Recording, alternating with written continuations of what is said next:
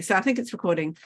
I'll just introduce you. I think everybody knows Neil, but he is an honorary research professor at Alpha Crucis University College and research adjunct at the Australian Centre for Christianity and Culture. He's widely published with 14 books and numerous articles in international and national journals. His research interests include Christian anthropology, Trinity, historical ecclesiology, and natural theology. He has doctoral degrees in mathematics and theology. So thank you very much, Neil. Thank you, Nicola. This topic became interesting for me after a colleague sent a book that he's working on Neanderthals. And I just thought I'd sort of share some of that with you. The question of what constitutes a human being as human is not just biological, philosophical, and theological, but also has profound practical and political consequences. Colonizers and slave owners have readily dismissed the humanity of indigenous and slave populations. In the film The Mission, the Jesuit missionaries seek to prove that the native peoples in Guarani are human by appealing to their beautiful singing, dismissed by their detractors as nothing more than the sounds of songbirds. And in practice, slave owners have always treated their slaves as subhuman, not possessing the qualities which would endow them with full human dignity. The question is often posed mistakenly, I think, as do they have souls? And the Aristotelian in me often responds, of course they have souls, because souls are the forms of a living thing. If they are living, they have souls. The question is not whether they have souls, but what sort of souls they have. And are their souls spiritual? Again, not in this airy-fairy sense of unworldly, but in the sense of not limited or contained by materiality. In the modern setting, the questions are often focused not on souls, but on consciousness and intelligence as a sliding scale, and hence attributable as easily to non-human animals as to human beings. TV series Star Trek Next Generation featured an android named Data who strove to become more human. In our time, with the explosion of ability in AI, futurists raise alarm about the possibility of what they call singularity, when AI computers become conscious and rapidly outstrip human achievements and capabilities. The metaphysical language has disappeared, overtaken by more modern terminology of subjectivity, consciousness, and intelligence, but the issues remain much the same. What would constitute something as human or as more than human, and how would we recognise it? The same set of questions can be turned backward into our human origins in evolutionary history. Paleontologists refer to modern human beings as Homo sapiens sapiens, said to have evolved somewhere between 160,000 and 90,000 years ago in Africa, before migrating first to the Middle East, in Europe, and later Asia, Australia, and the Americas. The double designation sapiens sapiens identifies modern humans as a subspecies of Homo sapiens, of which modern humans are the sole survivors. On the other hand, Homo neanderthalis is sometimes also identified as a subspecies of Homo sapiens, and sometimes not, suggesting a common ancestry. Sometimes suggesting a common ancestry to have diverged about 500,000 years ago, which is just a good indication of how fluid these species boundaries are defined, how fluid that is. Morphological distinctions have now been overtaken by genetic analysis, identifying a scale of differences according to chromosomal mutation rates rather than bone structures. Neanderthals emerged around 200,000 years ago and replaced or assimilated by modern humans around 35 to 24,000 years ago. Whereas Homo sapiens sapiens seems to have evolved out of Africa, Neanderthals were already present in Eurasia, having emerged from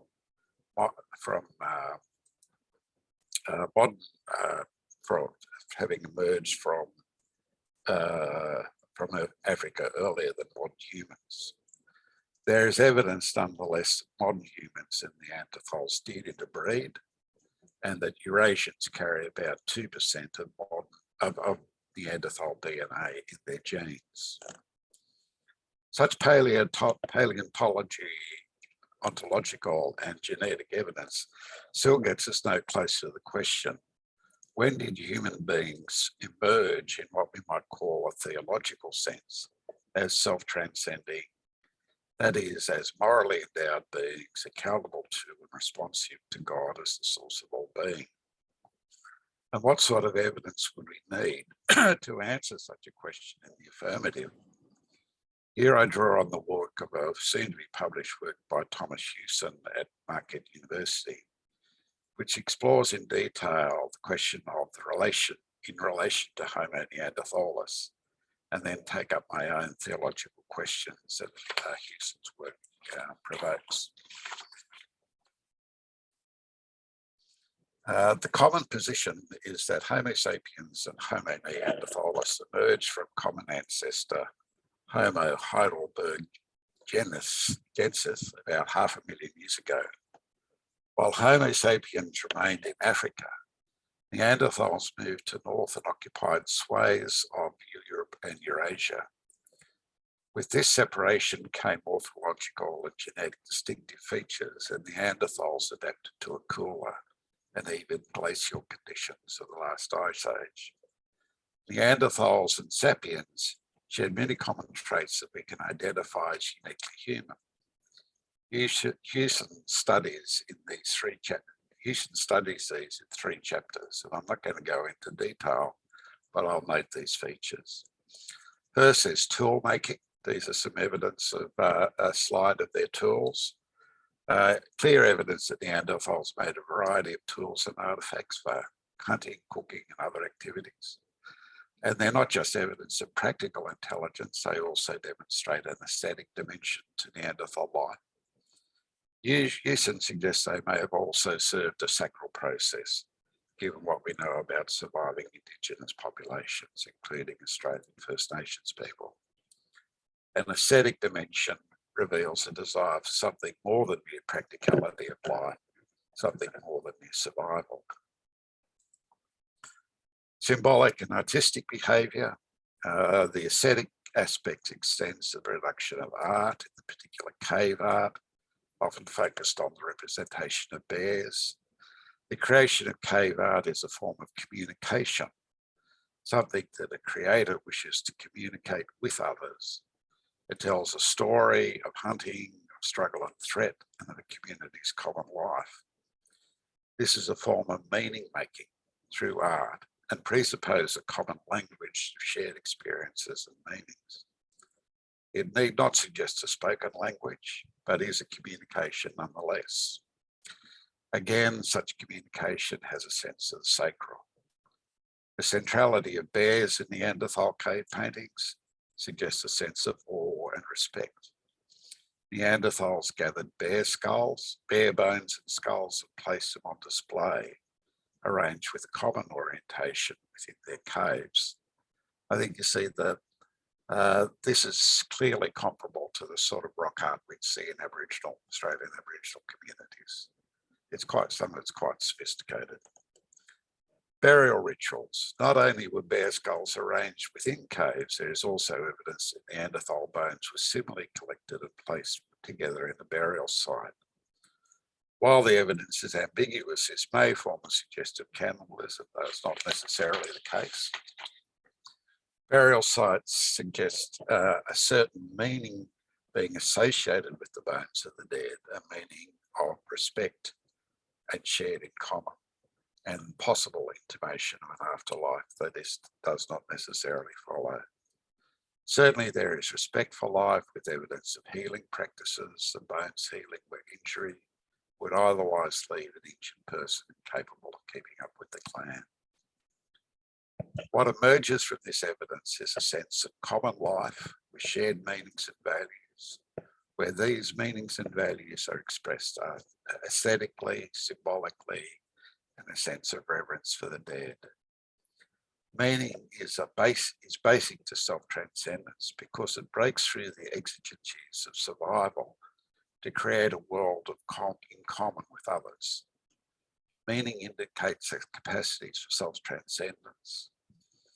Hughson suggests correctly, I think, that this world of meaning is best captured by what Eric Voegelin and Robert Doru call cosmological meaning, again as found in indigenous populations. It finds meaning in the rhythms and cycles of nature, in the features of the landscape, flora and fauna, in the cycles of birth, life and death.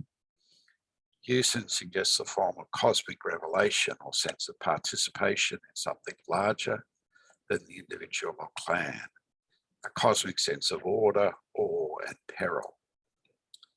Now, what would be the implications for us in recognising a genuine self of self-transcendence in our Neanderthal cousins? And are there theological implications for us to consider? Now, I've spoken in terms of meaning because I think the evidence is clear and the term is less ambiguous than the more commonly used term intelligence. We have become so used to referring to all sorts of things as intelligent, from various animals to computers which display artificial intelligence. We struggle to differentiate instinctual and mimetic behaviours from what would be more traditionally be called intelligence, so that the meaning of intelligence has been blurred and devalued. Meaning, on the other hand, carries the same sense of transcendence, something which is detachable in some sense from its material base, while at the same time expressed materially, be it art, symbol or language. Take something as everyday as a wedding ring. The meaning of a wedding ring cannot be reduced to its material components. An analysis of its chemical composition would tell us nothing. Rather, its significance is situated within a field of common meaning, of ritual, community and history, of interpersonal relations. That meaning can survive the loss of the material object, not without some grief, because it resides in the hearts and minds of the married couple and their extended family. Meaning making is thus evidence of what scholastic tradition would call a spiritual soul. The soul is a form of a living thing, and the form is what gives life its substance or central intelligibility. What is central to human living is the question of meaning. A life full of meaning is a flourishing life overflowing to family, community and history. A life without meaning is a tragedy, a travesty, a cause of despair and sadness. To be human is to be fundamentally oriented to meaning and eventually to the source of all meaning in God. This meaning can be carried forward in various ways. Bernard Lonergan has identified various carriers of meaning: intersubjectivity, artistic, symbolic, linguistic, and incarnate. I'm not going to go into the significance of these, but Hughson's work would suggest that Neanderthals utilised artistic and symbolic carriers of meaning as part of their communal existence. And given it is the most basic, we can presuppose they also utilised intersubjective carriers of meaning: facial gestures, bodily movements, forms of physical contact, conveying things like friendship, care, warning, safety, and the like. It is indeed likely that intersubjective meaning is the very first form of meaning making that we find in our human ancestors, as it emerges from biologically oriented patterns of behaviour already present in primates. However, what distinguishes human meaning making of whatever type from a purely biologically oriented pattern involving instinct and mimesis is the fact that meaning can be deceptive. Meaning making has an intent or telos to convey meaning to the other. Yet because this is an autonomous process, it's not automatic, but something for which we are responsible. A smile can be deceptive, a signal of friendship deliberately false, a signal of safety can hide danger. As soon as there is meaning making, there is possibility of falsity, of lying, and of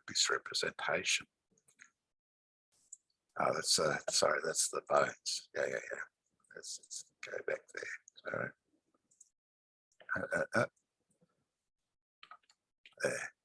They're the bones. Oh, sorry, forgot to put those up. So with meaning making, we can know both good and evil. The scholastic tradition identified the will as rational appetite, but in the language of meaning making, we might transpose this as a desire for truthful meaning as a ground for responsible living. The exigence of responsible living is moral exigence, and so opens up the possibility of moral failure as sin. As such, meaning makers are morally endowed beings who are accountable and responsive to God.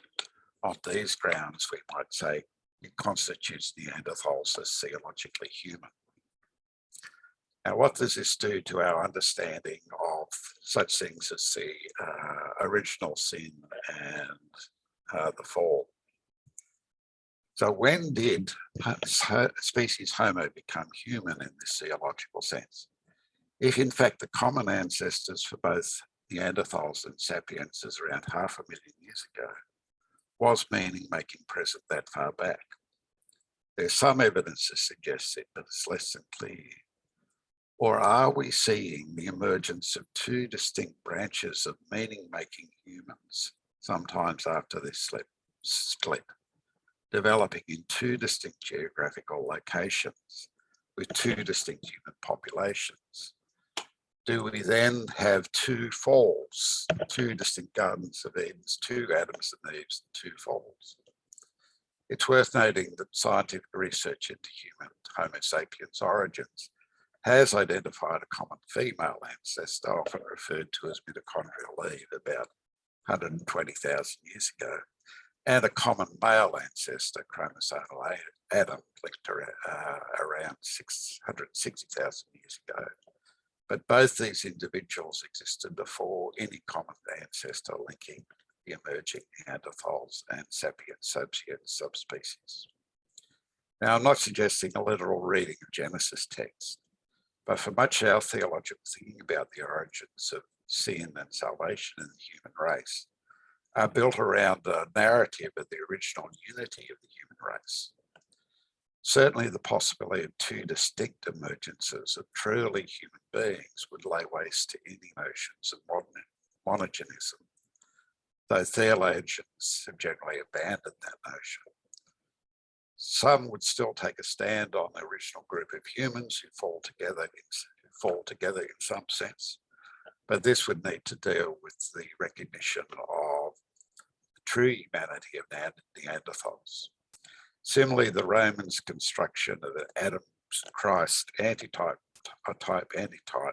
through one man begins to wobble. The existence of meaning-making Neanderthals makes it difficult to talk about the metaphysical unity of the human race, of a solidarity in sinfulness, even where there would appear to be a distinction between these two independent branches of humanity. Now, I'm just going to, I've mentioned that original sin. The other thing that I will mention, I'll get beyond that, is the possibility of extinction. It's accepted that Neanderthals and Sapiens coexisted. As Sapiens moved out of Asia into Europe, they encountered Neanderthals already present. Evidence is clear that the two populations interbred, as I've always mentioned.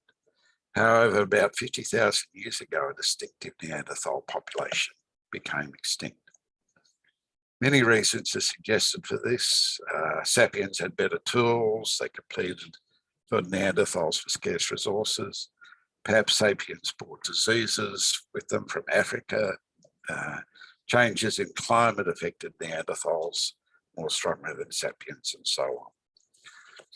In a sense, Sapiens were the first colonial occupiers of the land that was already occupied. Now, just as an interesting thing is to note that William Golding wrote a novel called The Inheritors. This is William Golding of the Lord of the Flies fame. Said at the dawn of human history, the novel is written largely from this perspective of a group of Neanderthals. and their increasing encounters with sapiens entering into the world. These encounters are far from friendly, leading to hostility, violence, and kidnapping of Neanderthal children by sapiens. Golding is suggesting that the sapiens were in fact actively instrumental in the extinction of Neanderthals. There are echoes here of Freud and Girard in their theory of primal murder and sacred violence as a foundation of human culture and religion. And of course, also the myth of Cain and Abel. Now, all this is speculative, but it does raise the question: if one branch of humanity can go extinct in the working out of divine providence, there's nothing to protect us either. You know, I'll leave it at that. I've got more there, but I think that'll be enough. There you go. Thank you. Thank you, Neil. These issues are extremely interesting, of course. So does anyone else have a question? Doru. Yeah. And okay, Doru. Yeah, go. Let Matthew go. Okay, Matthew, you go first. Neil, you just mentioned Girard, and one of the objections I have to Girard's theory in general is that I just don't know how, historically speaking, you would ever verify it. In that kind of vein, how is or the things you've discussed here, the sort of history of this thing, do you, in your mind, is it sort of unresolvable, in an empirical sense? Pretty well. I mean, Girard would base it on the persistence of the myth of a primal murder in multiple cultures. And he's also following Freud. I mean, he's a bit of a Freudian in that regard. Yeah, look, I just find it interesting that Golding picks up in this in a literary form and to make the suggestion that in fact Neanderthals were the first with a primal murder. Not to say that there wouldn't have been murders before that time, but simply to say that there's this racial memory of these other human beings who we wiped out. It's the first genocide in that case, which is it's not the violence goes way back to the beginning. If there ever was a garden of paradise, it didn't last very long. On the other hand, I think many anthropologists will say that there was very little violence originally, and that there's not that much evidence for wide scale violence in the early period. You certainly see violence amongst primates, but anyway, yes. Yeah. Doru, you wanted to question. Thank you, Nicola, and thanks a lot, Neil.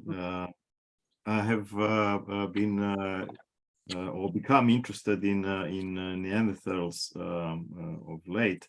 And by the way, let me share with you, I have just sent via chat an article published just a few days ago, well, 10 days or so ago, which shows that the Neanderthals were actually already 70,000 years ago able to communicate cogently via, let's call it symbolic means of communication, their feelings, their ideas, and so on and so forth, which makes us again to ask very realistically, to interrogate our dogmas, if you like. And I wonder if you can comment a bit on this thing. What can we do as theologically trained people when we hit the Planck's wall, if you like, of reality, where data, incontrovertible data actually tells us that we were wrong? Yeah, look,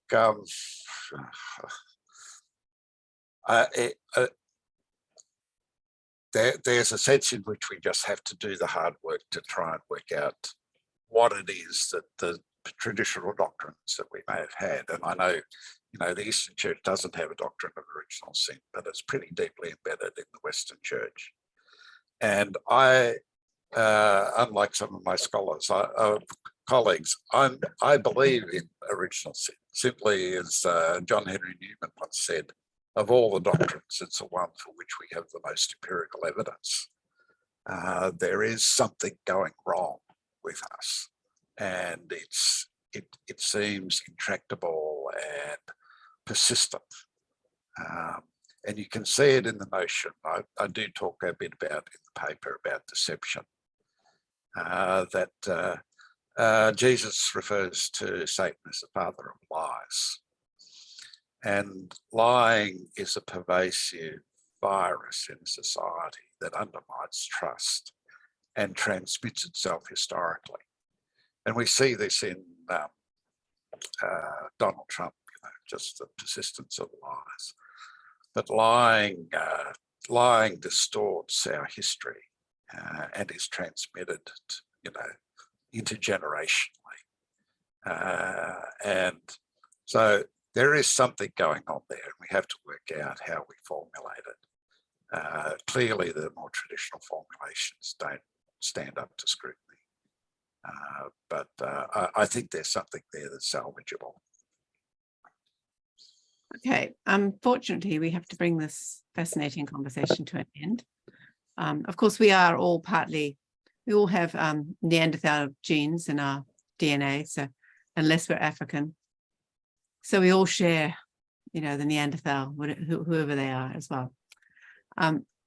Okay, so thank you very much, Neil. That was great. We could talk for hours about this. Unfortunately, we don't have the time right now, but we'll have to continue the conversation somehow.